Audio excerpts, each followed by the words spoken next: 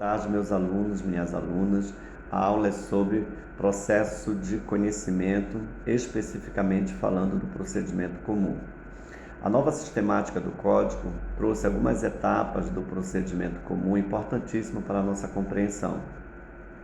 A fase postulatória é a fase que vai da petição inicial até o recebimento dela, dando prosseguimento ao meio de defesa chamado de contestação.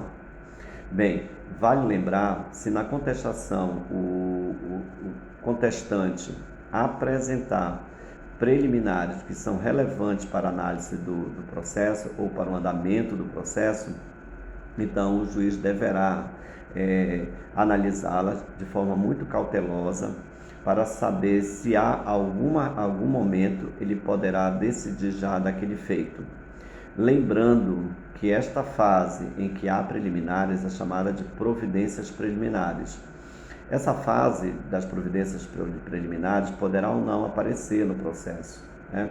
É como se fosse uma análise preliminar da petição inicial, da contestação apresentada pelo contestante. Isso é muito importante para a gente poder compreender. Se caso não for necessário essa análise preliminar, então o juiz passará para a próxima fase, chamada de fase ordinatória. Nessa fase ordinatória, o juiz poderá tomar algumas posturas importantíssimas para o andamento do processo. O juiz poderá julgar parcialmente o mérito, o juiz poderá julgar o mérito, ou o juiz poderá extinguir o processo com ou sem resolução do mérito.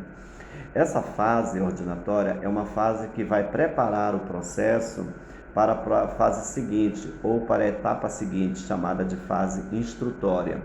Na fase instrutória, o juiz deverá analisar todas as provas que foram apresentadas tanto na petição inicial quanto na contestação pelas partes envolvidas no conflito.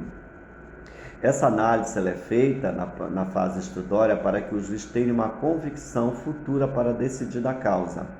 Observe também que, passando a fase instrutória do processo, que é a fase da análise, da coleta de informações, os debates orais, o interrogatório das partes envolvidas, da oitiva das testemunhas, o juiz passará o processo para a última fase, chamada de fase decisória, que nessa fase decisória o juiz poderá encerrar o procedimento.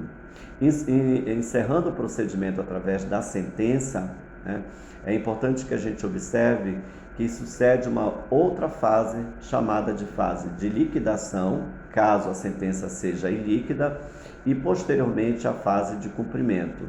Bem, meus alunos, eu queria mostrar para vocês essas etapas do processo de conhecimento, mais especificamente do procedimento comum previsto na nova sistemática do Código de Processo Civil.